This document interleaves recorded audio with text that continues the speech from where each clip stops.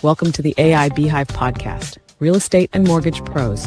This is your buzz for smarter tech, faster deals, and less grind. Let's get started. Well, hey there. Welcome to the AI Beehive Podcast. My name is Ginger Bell. I have with me my co-host, George Chevalier. Hey, George. Hello. I'm excited for today's topic. Absolutely. So our special guest today is a good friend of mine, Mike Mills with Service First Mortgage. And so welcome, Mike. We're excited to have you here. Thanks for having me. I appreciate it. It's always fun to talk about this stuff, and I love talking with the master of it all, Miss Ginger Bell, because if there's anybody who got me down this path, it was certainly you. Well, thank you for that. And you ran down this path, dude. I mean, there was some people go kicking and screaming down the AI path. You were like leading the charge. It's like, how do we do this? How do I learn more? How do I serve more? And that's really a lot of it. I kind of want to lead with that because, I mean, Mike, you have a servant leader's heart to begin with. That you really do give so much. And I know in your home state of Texas, you do a lot for real estate agents. And one of the things that really got you into AI is how you can use it not only in your business, but how to help real estate agents use it in their business as well, right? Yep. So, where I kind of got going with this is, it's good and bad, right? Because I am, when it comes to like, your typical loan officer, the old school way of networking and communicating with people was always, going to network meetings and having lunches with real estate agents and, kind of building your network just through kind of organic growth, I guess you'd call it. And, I'm not a big small talk person. I don't like talking about the weather and, little things like that. So I don't do great in those environments, quite honestly. It's not my strong suit. I love stuff like this. I love having, good, deep conversations about the market, about where things are headed and, just stuff in general. So for me, I had to find, especially with the market shifting like it was, I had to find an avenue that I would be able to take my strengths and be able to use that to build my network. And one of the ways that I thought that I could do that was through podcasting, because it's something personally that I love. I listen to all kinds of podcasts on all kinds of different subjects. And so, they always tell you to kind of find your lane and find your avenue and then try to follow that path. And so that's kind of what I did is, I started a podcast a couple of years ago around real estate and finance, because that's my career, and podcasting is what I like to do. So I kind of got going down that path. Well, anytime you start something like this, you don't kind of realize the amount of effort and work that goes into putting stuff like that together, creating the show, all of the content around it, the graphics, the show notes, and all the stuff that's included with that. And if you're going to do it and you don't have a big team, I had a real difficult challenge. Okay, how do I do this efficiently without sucking up every ounce of my time doing that? And so at that same time, kind of right when I started my podcast, AI and ChatGPT were really kind of launching at that point. And so I'm kind of a tech dork. I love all new tech items and new types of tools that are available. So I really kind of started diving into ChatGPT just to see what it was capable of. And as you know, when we first started with it, it had its quirks, right? It had stuff it was great at. It had stuff it wasn't. And so when I really started looking at, okay, how do I learn about this? Like, where's the avenue that I can go to learn this? And that's where I came across, a lot of your stuff, Ginger, and where we got connected, because when I search AI and real estate, you're one of the first ones that pop up. So I thought, okay, if I can learn this technology that I feel very strongly is going to start strongly permeating our industry, what do I need to know? Because if I can become very well versed in how to use it, how to implement it, coming up with good processes and practices in my business, then I'm going to be able to ultimately share that knowledge, right? So I was able to take the podcast itself and communicating and talking with agents through that, and then also add on to it how to use this technology. And so I've centered a lot of my shows recently around, different tools that are available using AI, what you can do to kind of enhance your business. And I use them every day, because when I create my podcast, when I produce my podcast, when I send out newsletters, when I send out, communications with my agents and referral partners, even my clients, I use AI in all forms of that because I feel like it's efficient with my time. And again, the more knowledge I can create around it, then the more I can share with others. And then that's also created another avenue for me networking with realtors where I can sit and speak to them about how to use AI. I can teach classes and show them. So I have a whole other way to go when it comes to networking with people. Well, and you're smart in doing that too, because as an originator, you want to be able to develop those relationships. I know you're a sales leader for your organization, so you and your other loan officers are looking for ways to make those connections, and being able to go in and bring that value of teaching, whoever it is, whether it's real estate agents, whether it's, financial planners, to be able to teach them how to leverage the tools with AI. And you actually have a CE course that's approved in Texas. Yep. To be able to go and teach that. So now you're giving them that value as well, right? Yep. And we've also, with doing that as well, I've created a couple other courses that I'm working on getting approved right now that are all kind of geared around the same thing. Especially right now, you're seeing a big growth in AI agents, and you can call them different things. We initially started out with like GPTs and where they were to build for you, but there's so much more you can do with them now. And it's just one step to that layer. And so, showing folks how to use not just AI, but also the automation that comes along with it. Think tools like Zapier and using your Google suite of tools that are relatively inexpensive. I mean, when you look at what it costs to, have the pro version of ChatGPT, which is like $20 a month, and then to have, a subscription to Zapier, for example, which is probably another $25 to $30 a month. A lot of this stuff. Now, I will say, and this is the thing I always caution people when I teach the classes, this isn't something that you can just do in 2 seconds, right? It does take a little time to set it up. The cost is very low. The time commitment, especially in the beginning, is a little bit higher because you have to build these things. You have to build your prompts. You have to connect all these tools together to be able to automate and work for you. But once you've built it and once it's in place, then it runs on its own. Yeah. And it takes very little maintenance at that point. Yeah, Mike, let's talk about overcoming the learning curve, let's say. A lot of our peers are overwhelmed. They don't know where to get started. What's a low risk way to test AI without breaking anything? Well, one of the things that I say in my classes when I talk to these realtors that don't use the tool is I talk very much about just using it. And Ginger and I talked about this, using it in your personal life, using it for things that you would. I mean, we all use the internet. We all use Google. We all use search, right? So instead of using Google to do your search, and although Google has its tool, they have Gemini that they use and they have a separate app for that. Now you have Grok and all these others.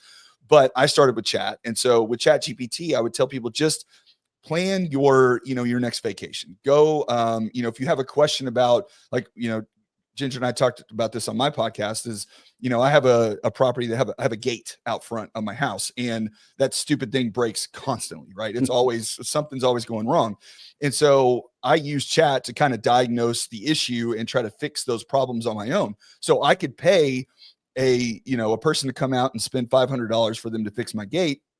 Or I can take a picture of the circuitry. I can ask certain questions to Chat. It can give me recommendations. I can go buy the wire that I need, or in a lot of cases, I had it already here, reconnect it, and boom, it works fine. And it costs me nothing but a little bit of time.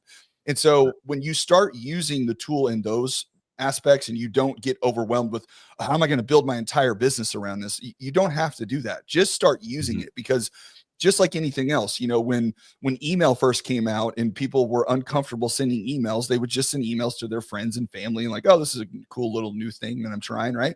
And so it's very much the same thing. Just use it in your day-to-day life when you're doing searches, when you have questions.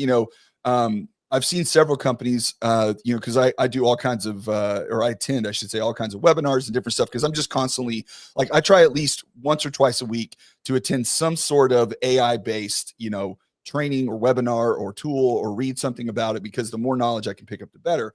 And what I'm seeing more and more people say in a lot of these meetings, especially high-level executives, is they'll say things like, okay, here's a problem. I'll get an email from one of my, loan officers. Hey, here's a question I have. And then the response is always, okay, well, did you ask Chat?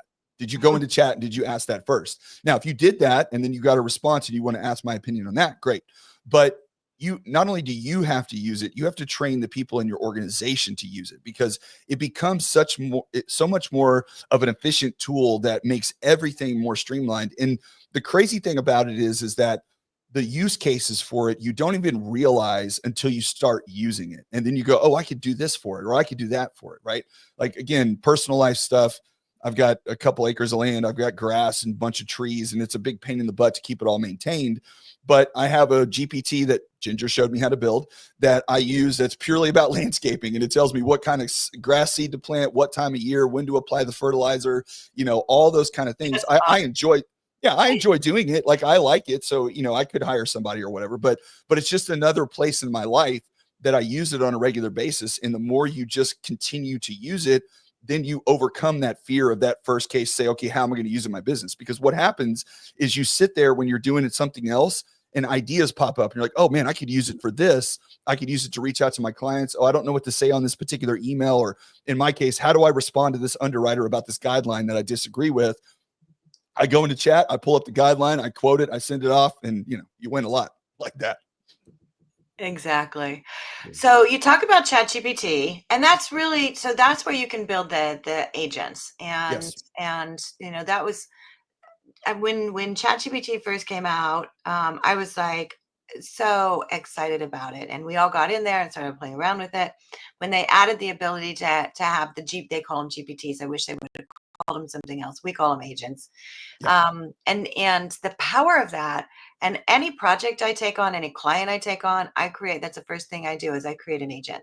And that's why I did the course, because I started teaching, hey, it can write in your voice. It can analyze your voice. You can, create it to where it writes in your voice, in your client's voice, in your real estate. I mean, whatever you want, you train it, and it's a large language model. So it learns over time. It becomes better over time. And that was the course. So the course Mike's talking about, if you're listening to this, you can find at, the AI Mastery Center. And it's an online course that I've created now because I was doing live workshops, and now it's just like I'm moving on to training in a lot of different tools. And that's what I want to talk about next, because I know you use ChatGPT a lot, but you also use another AI tool a lot. So talk about Perplexity. So Perplexity, I kind of got on board with that one. It's been about a year. It was kind of right when it first came out. And again, same thing with all of these tools. When they first launch, if you go in and you start using them, there's often a little bit to be desired. And there are certain gaps that they have to fill in and bugs they have to work out. So it's pretty normal. So I would tell anybody that when you're using a new tool and it isn't quite up to what your expectations are as far as what you think you're going to get out of it, keep playing with it a little bit, and you'll find in the developers fix these bugs. They take these changes and adjust them. But the importance of a tool like Perplexity is it's a search engine, right? And now all of these ChatGPT, Gemini, Grok, they all have their own version of search out there, but they're all kind of focused in a little different areas. Now Chat's starting to move off into shopping and searching and whatnot, and they want to replace Google. So good luck. But with Perplexity, it's an AI-driven search engine that you can use clear language with. I talk more to it than I actually type because it's on my phone, and I'll just, say what it is that I'm looking for specifically. And then it will pull up not only it'll give you the answer, and then it'll give you references for each site that it pulled. And it's not just one. So it'll have multiple bullet points depending on what you were looking for, and it'll give you 3 or 4 sources for that. And then it'll have another link. It'll give you 3 or 4 sources for that. And then it also gives you additional questions that you can ask and say, hey, oh, I didn't even think about this version of that or this going down this direction, because it gives you suggestions on the next question. Now, where this really, I think, is starting to become important is that what you're seeing right now, and I can't remember the exact numbers off the top of my head. I actually just saw it this morning, is a lot of search is moving from Google and search engine optimization or SEO, and now they're moving into this AI optimization, right? Because these search engines, including Perplexity, are now searching for different things than what Google was looking for. Google's looking for keywords. They're looking for specific references on your site, backlinks, all this kind of stuff. Whereas a lot of these AI tools, including Perplexity, are now starting to use the search based on your content and what you put out there. So if you put out a lot of video content, if you answer, typical questions that come from your industry, you're going to be ranked higher on these searches than a lot of other people in your area. So it's not just about keywords anymore. And the thing is that this is going to change very rapidly. This isn't something that's going to grow slowly. Like, it's already shifting. There's a lot of predictions that, by this time next year, that a lot of AI search will own 50% of the market when it comes to who's looking for what online. So you really have to start gearing your websites, your content, whatever it is that you're doing out there in your industry, and gearing it towards, how do I make sure when someone punches into chat, or when someone puts into Perplexity, top loan officers in Dallas Fort Worth, how do I make sure that I show up on that ranking? Right. Yeah. And that's where a lot of this is being driven to. And that's why Perplexity is such a big tool for that. Well, and the whole thing as far as searching, Instagram used to be a closed source, so it didn't show up on searches. We would always advise people, go onto LinkedIn, make sure you have a good LinkedIn profile. I know you do a lot on LinkedIn. You stream your podcast onto LinkedIn. But now Instagram has opened it up. So now it's an open source, which completely changes the game. So you're talking about content. If you're a loan officer, if you're a real estate agent, you need to be creating content, and video is always ranked very high. Yes. So having that video, creating those videos now becomes searchable, not just in Google, but also with AI. That's so powerful. So you talk about the local presence, and that's the key too, is, really standing out as that local professional. So how can they do that? Well, my number one suggestion for everyone when it comes to finding your lane in your business is the idea of finding your niche is so incredibly important, because if you specialize in rehab loans, if you specialize in a particular city, or you're heavily involved in your church group or a book club or whatever, right? Talk about these things often, because we all say we want to work with people like us. And I think that's what most, you want to work with people that have similar aligned interests as you.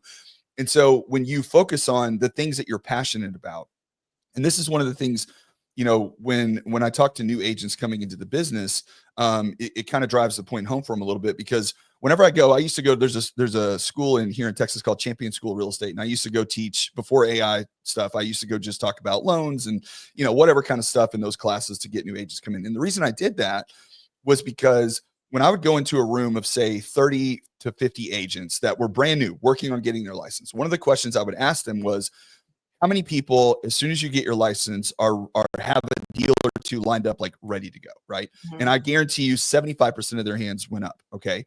And the reason is because at that time, they were passionate about what they were getting into. They were telling their friends because they were excited about becoming a real estate agent. They were telling their family. They were, posting stuff online about passing their test or whatever. So they were putting information out there constantly because they were excited, right? And so what happens, though, is that fast forward 6 months, and those first 2 or 3 deals have closed and gone through, but now their business has fallen off. And I don't understand. I thought this was going to be easy. It was so easy in the beginning.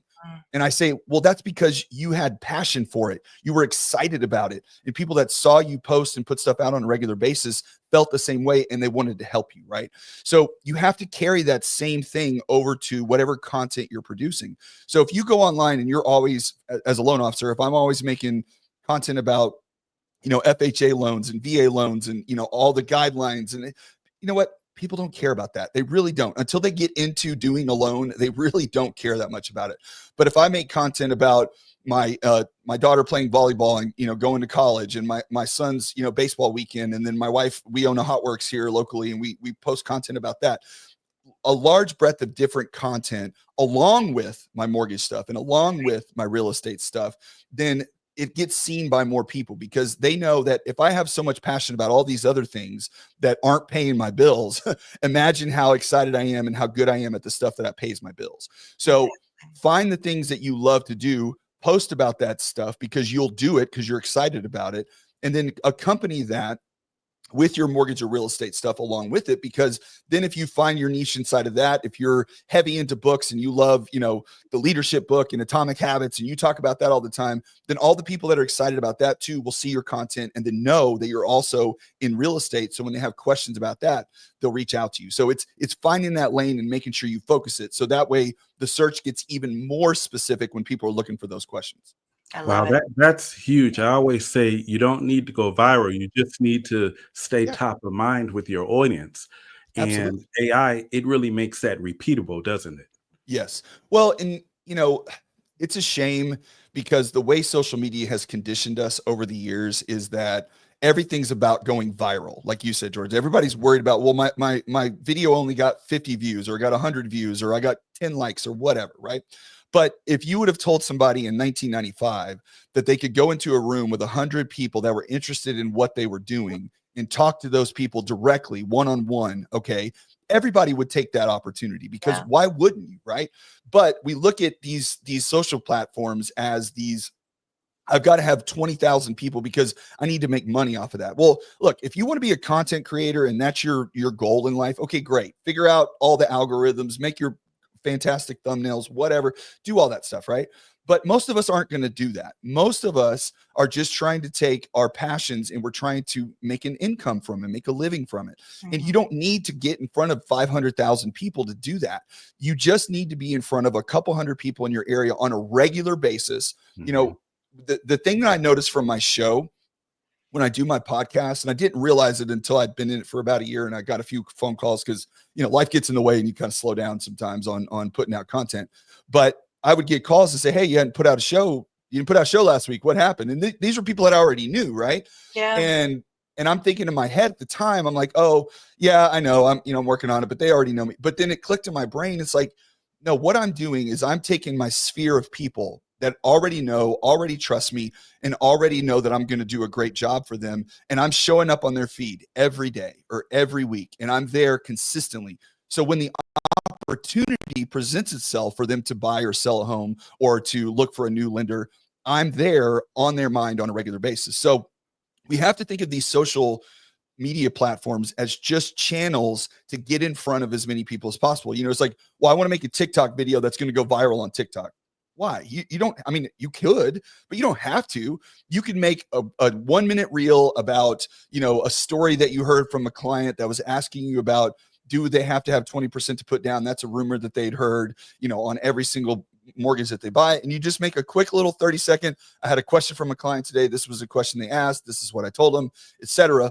Post that video, and you can post it on LinkedIn, Facebook, Instagram, TikTok, X, YouTube Shorts, all of those, the exact same video, just in multiple spots. So now it's like you're advertising on MSNBC, CBS, CNN, Fox News, and everybody that in every platform. So every person that uses those platforms will see you. So don't think of it as I'm trying to become this internet sensation, because if you are, then, fine, but that's not going to help your business necessarily for what you're trying to accomplish. So focus on putting out content consistently, answering questions for people, making it relevant to their lives, and you will see the business start to come from that. I love it. Okay, so we're getting close to the end. We like to keep these at about 25 minutes. And I know one of the things, and you do a podcast every week, almost every week. So Almost every week. What's the name of that podcast, Mike?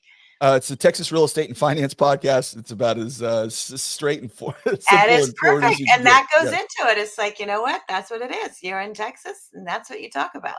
Yep. So important to do that. And then how can our listeners find you and connect with you?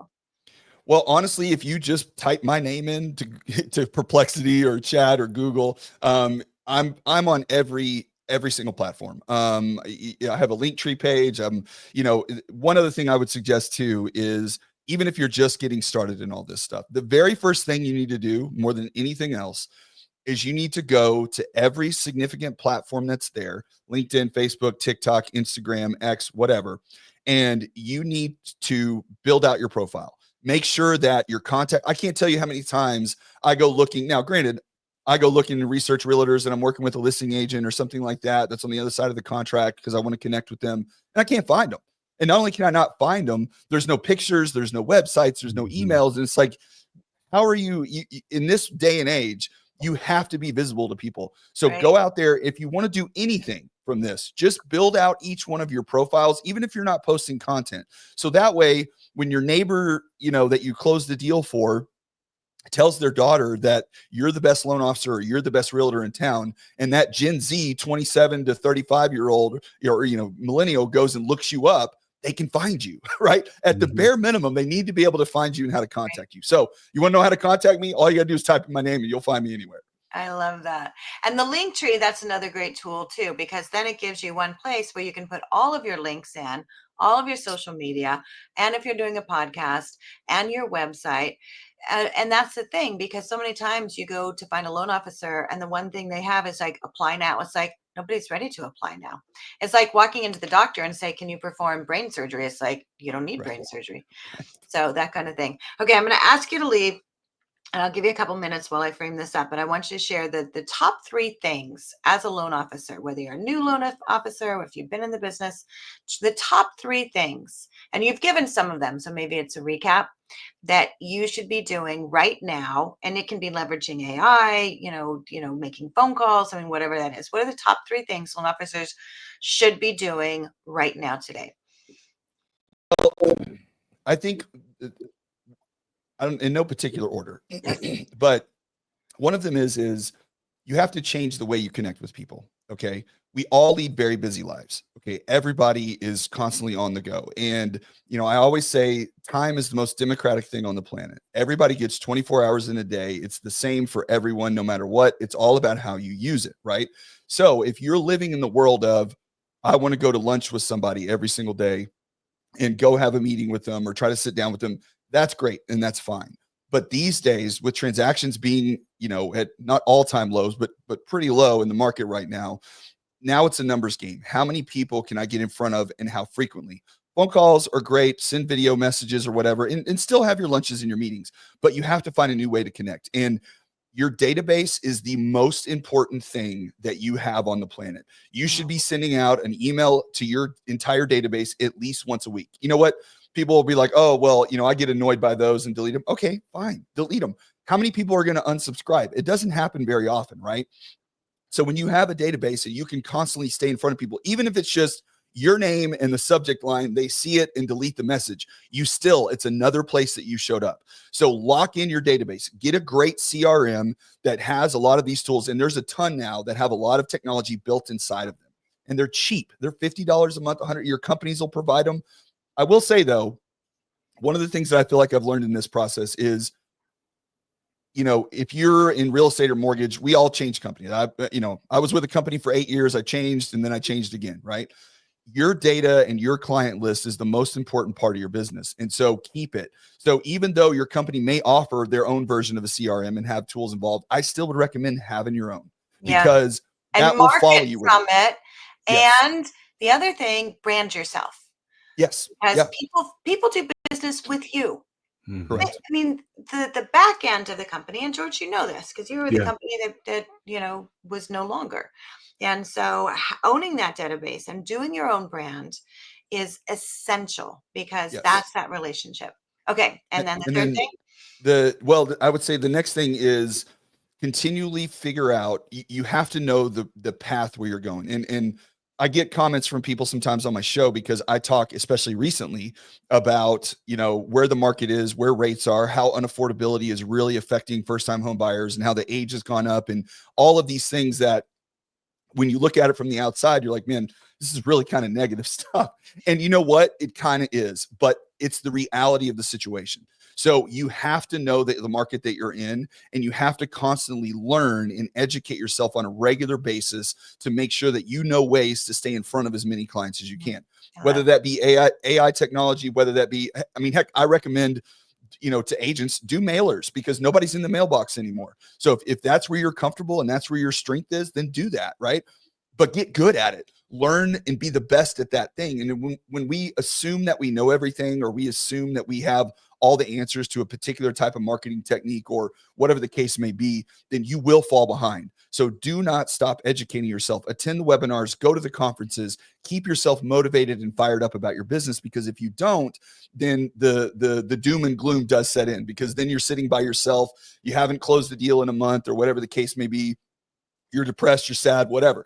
But if you get out there and you get amongst people that are excited about their business and you learn about new ways to market yourself and brand yourself and connect with clients, you will always stay on the cutting edge. So don't stop learning. Continue going out there, finding new information and figuring out where your niche is and focusing on that. I love Wow, that. Mike, that's such great insight. If you're listening and you haven't touched AI yet, start with one thing: record a video, write an email, test a prompt. It's not the future anymore. AI is not the future anymore. It's now. Yes, I love absolutely. It's that. here and it's not going anywhere. Yeah. No, I love it. Well, Mike, thank you so much for being our guest. Always good to have you on. We'll have you back again. Great information. And for those of you who are looking for AI tools, you can find our complete directory at aibeehive.com, and make sure and follow and like us at the AI Beehive Podcast. So thanks, guys. We'll see you on Thank the you. next episode. Appreciate it. Thanks for tuning in to the AI Beehive Podcast, where real estate and mortgage pros get the buzz on all things AI. Don't forget to subscribe, share the buzz, and visit www.aibeehive.com to keep building your smarter business. Until next time.